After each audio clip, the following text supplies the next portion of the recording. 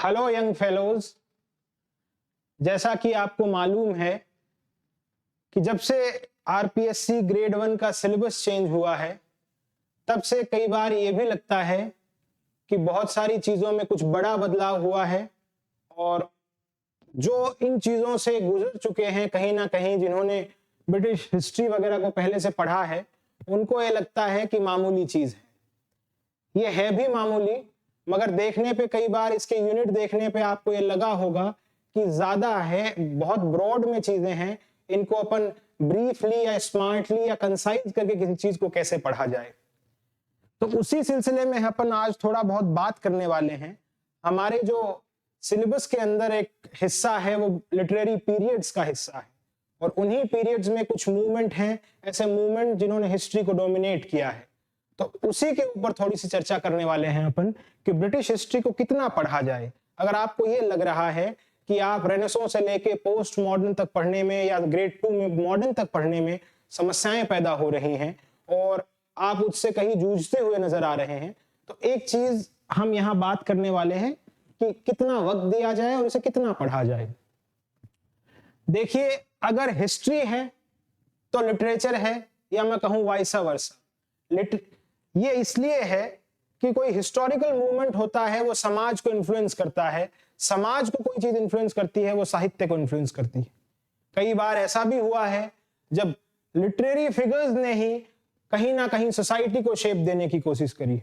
तो दोनों तरीके से चीजें चला करती हैं। अब ये देखिएगा कि ब्रिटिश हिस्ट्री को अपन कैसे समझ सकते हैं और कैसे पढ़ सकते हैं।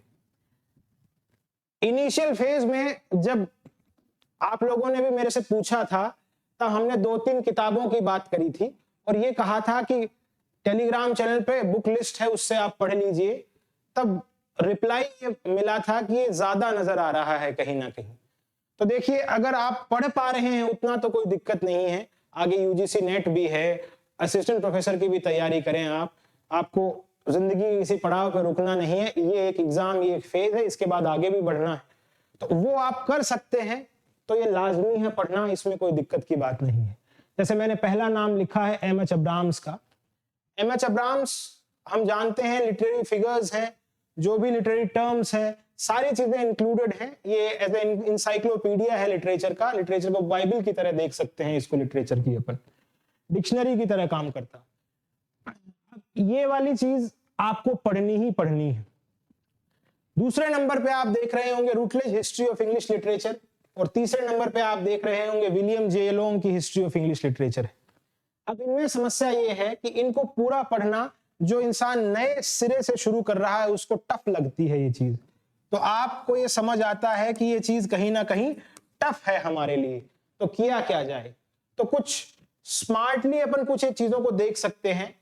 बाईपास करना किताबों को बड़े कोई कायदे की बात नहीं है, मगर जिन लोगों को सहूलियत लगे उनके लिए ही मैं कुछ एक दो चीजें बताने की कोशिश करूंगा। किताबें तो 3 इंपॉर्टेंट ही हैं, तीनों की तीनों इंपॉर्टेंट हैं। अब इसमें कुछ स्मार्टली आप क्या कर सकते हैं उसके ऊपर अपन देखते हैं। जैसे मैंने कहा एमएच अब्राम्स है आपके पास लिटरेरी टर्म से डील करने के लिए। मैं मानता हूं इस किताब को आपको पढ़ना ही पढ़ना चाहिए। दूसरी Rutledge history of English literature है, तीसरी विलियम जे लोंग है। विलियम जे लोंग के अंदर पोस्ट मॉडर्न वाला हिस्सा नहीं है किताब में।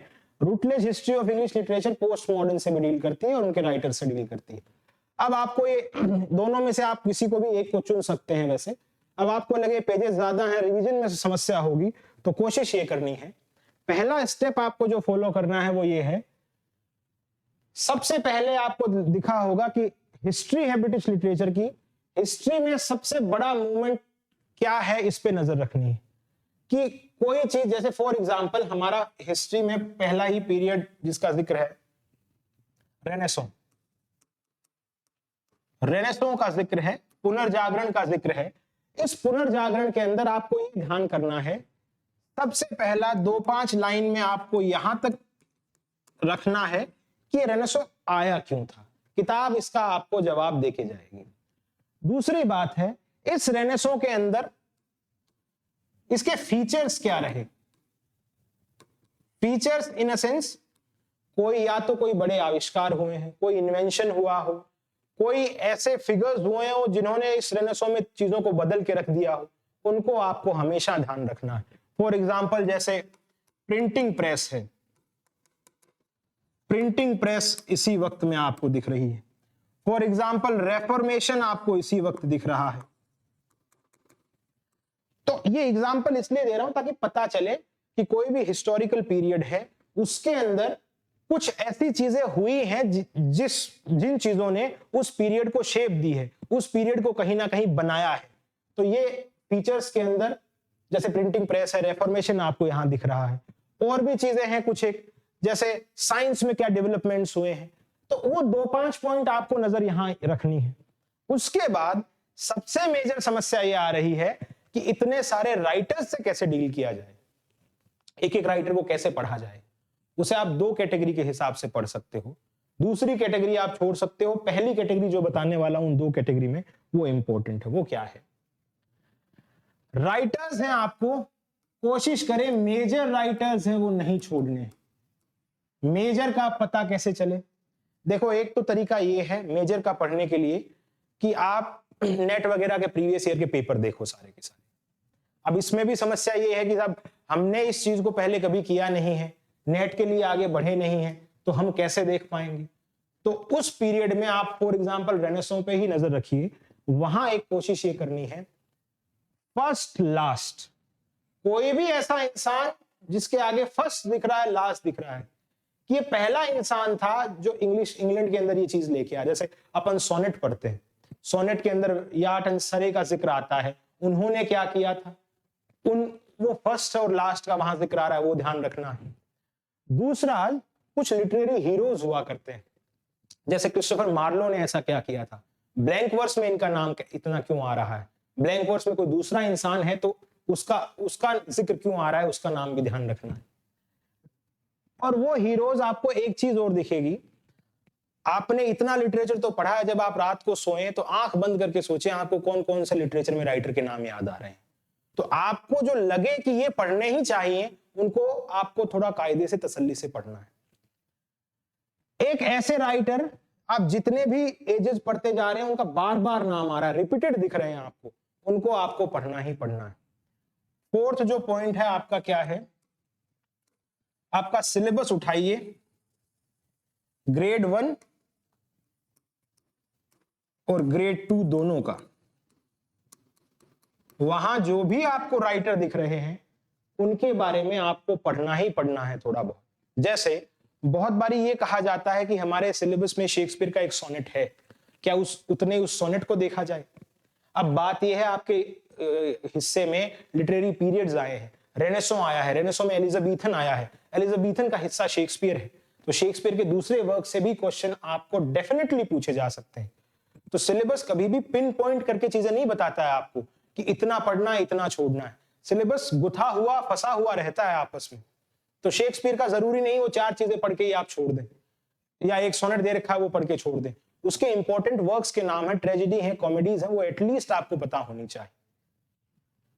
वैसे ही अब राइटर, जैसे सिलेबस के राइटर देख लिया आपने, अब क्या करें, कोशिश करें जहां से आपने एमए किया है, ग्रेड 1 वाले स्टूडेंट के लिए जहां से आपने एमए किया है उस यूनिवर्सिटी का सिलेबस डाउनलोड करो। सिलेबस के अंदर जो इंपॉर्टेंट राइटर आपको नजर आ रहे हैं, जो उनका आप पढ़ चुके हैं, उसको ध्यान से कायदे से पढ़ना है।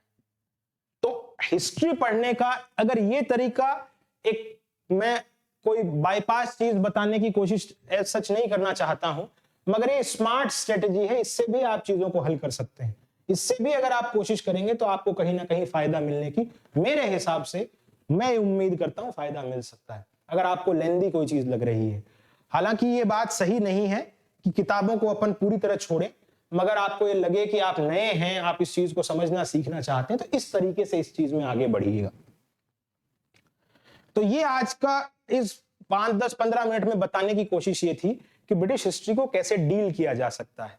इस तरीके से आपको इस पे काम करना है। यही आज की एक छोटा सा मैसेज था। शुक्रिया।